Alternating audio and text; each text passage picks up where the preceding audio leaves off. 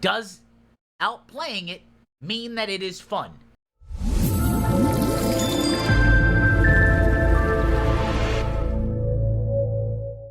Hey y'all, it's Nim or Nimicry if you're feeling professional, and welcome to the YouTube video. Now, this is the first YouTube video. New camera! So, wave to you guys. We're gonna talk about some Dragonflight, Mythic Plus, data mining stuff with you, me, and my totally neutral data mining shovel. In fact, what's that data mining shovel? Oh, a lot of people who watch these videos aren't subscribed? And you think they should subscribe? For their benefit? Yeah, no, I agree that too. So do right by the data mining shovel and subscribe if you see this. It helps out the channel greatly, and I appreciate it.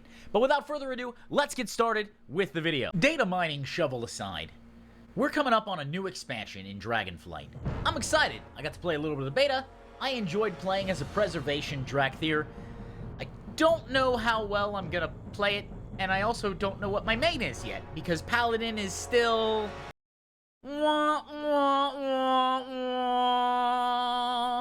Paladin just doesn't seem to be in a really good place.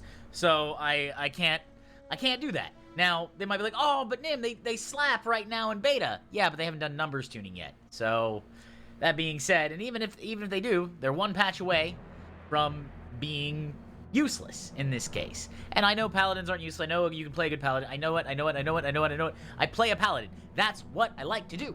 But it's not doing so well. Anyways, let's talk about some Mythic Plus dungeons. What do you say? Mythic Plus dungeons, data mining indicates rewards now scale to plus 18. So previously, it was plus 15 in Shadowlands. So you'd always see in trade chat, and then later trade services, selling, want to sell 15, timed, want to sell Keystone Master, get all your 50 timed, you know, time. And I'm not against that, but now it's just going to say 18s. But there is a little bit more to the story than you might think. So reading on, in the latest Dragonflight beta build, data mining suggests Mythic Plus rewards in Dragonflight Season 1 now scale to 18 leveled keystones, right? So we scroll that down there, see there? For both end of dungeon and weekly vault loot. Okay, so first off, let's talk about that. I like the fact that it scales for both end of dungeon and weekly vault loot. That's important, because otherwise it seems like you're being robbed. And based on these changes, I don't know how much people are gonna like that. So let's take a look here.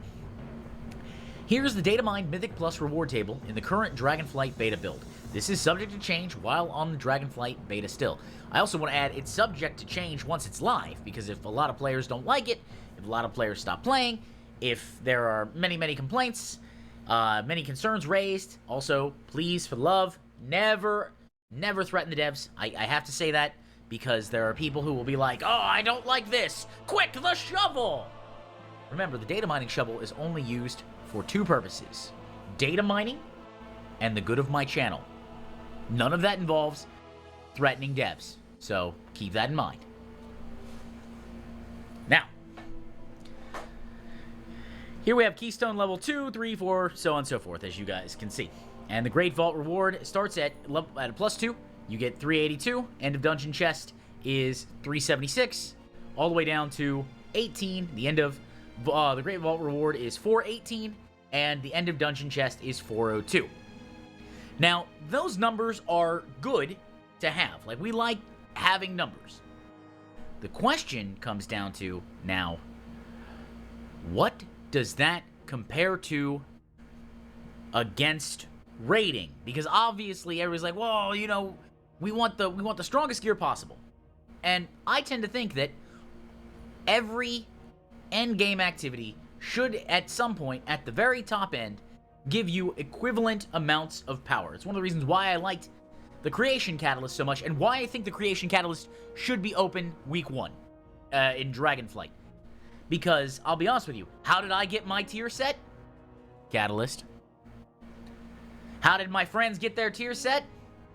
Catalyst. How did that one priest get their catalyst who kept dying on every fight?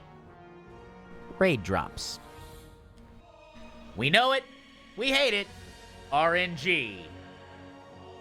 So, now that we've established the fact that we often all feel screwed over by random numbers, even though it is truly random, so the game just hates everyone equally, and sometimes it's just your turn. We need to look at the comparisons for raid. So here we have the comparisons for raid, being that, for comparison, the maximum reward from the end of dungeon chest is 402. Okay, fine. Which is equivalent to the lowest tier of heroic raid bosses, Aranog, Taros, Primal Council, and Senarth. Hopefully I'm pronouncing those correctly. I haven't done any raid testing on the beta. I never do. Probably because I'm busy. I mean, I'm learning statistics right now for research methods and statistics for a psychology degree, and it's a lot of time, in addition to full-time working, and sometimes making nice YouTube videos. Completing a plus 15 keystone will only get you a 408 piece from the weekly vault, equivalent to a heroic raid piece. Okay, so they're right there. So you get a heroic piece. The maximum reward from the weekly chest is 418, which is between the lowest, 415, and middle, 421 tiers Mythic Raid bosses. Okay, so you run an 18. Bam, you're excited. I knocked it out. Bop, bop, bop, bop, bop, bop, bop, bop. Love it. You love to see it, right? You can get between a 415 and a 421 item. Great. That's fantastic. I like that. But here's the kicker, right? That's actually a nerf. Because the strongest gear in the game, at the most reliable pace, outside of being in a Mythic Raid guild that raids successfully on the Mythic difficulty every week, was 15s in Mythic Plus. Because you could fill 3 slots in your Great Vault by running all 15s, and you'd have very strong gear. I don't remember the exact item level. I think it was, what, you know, 290. It was over 304. Yeah, it was 304. You could end up with a 304 piece that could also have a socket. And because I was thinking about that because I don't really run a whole lot of Mythic Pluses. I'm not a huge fan of the Mythic Plus system. I find a lot of the affixes to be annoying and not fun to play. That's one of the reasons I liked the I liked the oh, what was it? It was the one in 9.3 with the Sepulchre raid. The Cypher. I like the Cypher ones.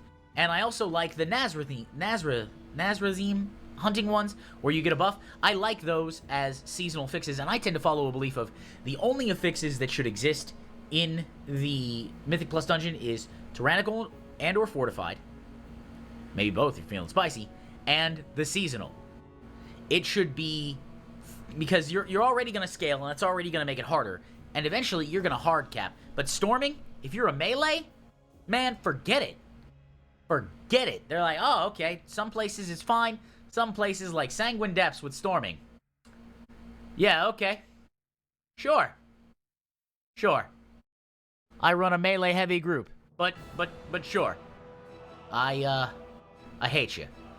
Now, some people in the comments are like, Nim, if you play really well, you can do all this stuff. I was like, I get it. You can outplay it.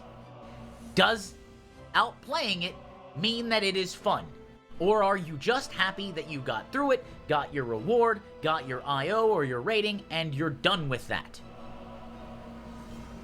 Good question. You're going to have to ask individuals about that one. But with this new reward, now your maximum weekly will be, at best, mid-tier Mythic, as opposed to end-tier Mythic.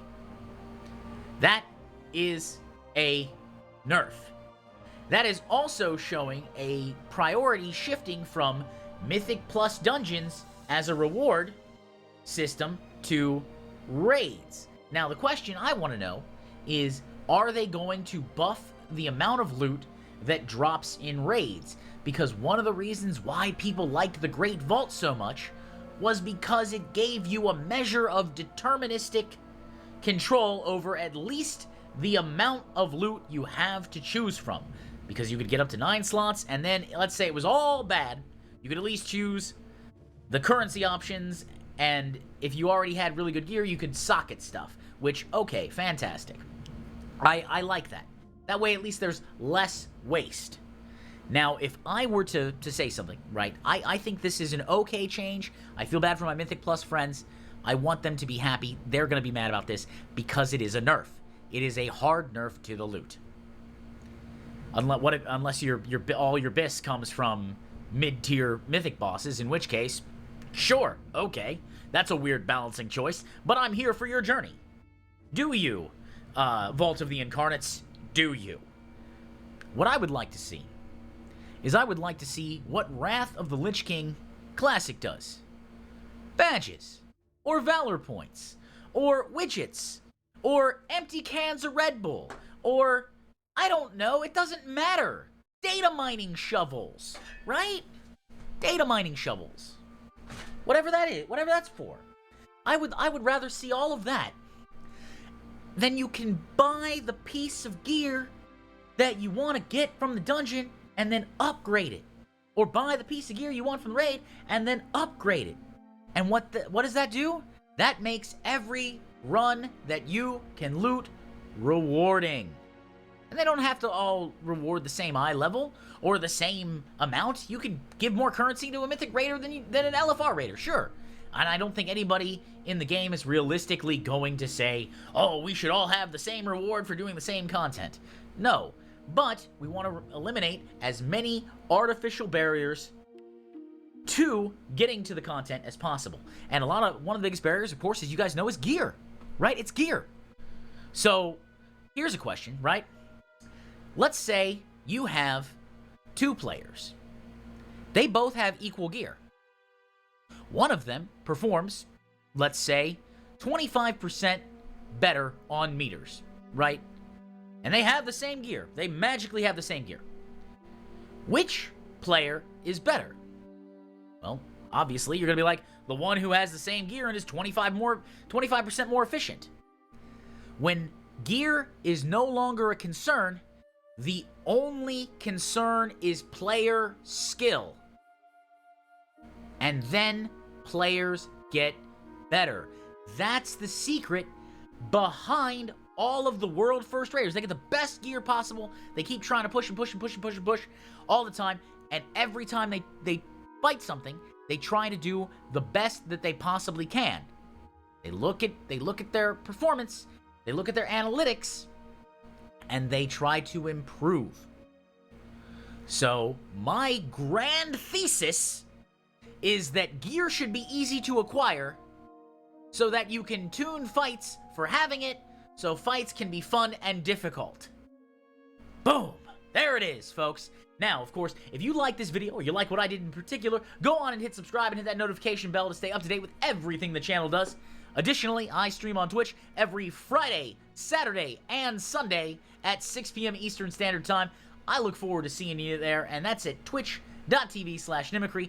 For those who wish to go above and beyond the Call of Duty, there is the Patreon, and that's at patreon.com/Nimicry. We do a micro vlog every week for behind-the-scenes stuff. So basically, we put the green screen down, I answer questions. So if that's something you're into, of course, by all means, please let me know. And you can always support at patreon.com/Nimicry. Guys, this was actually an interesting video to make because they're changing the reward meta for how the game operates. That means that things might be less player-friendly than we would like, so we need to be aware of that and optimize your time.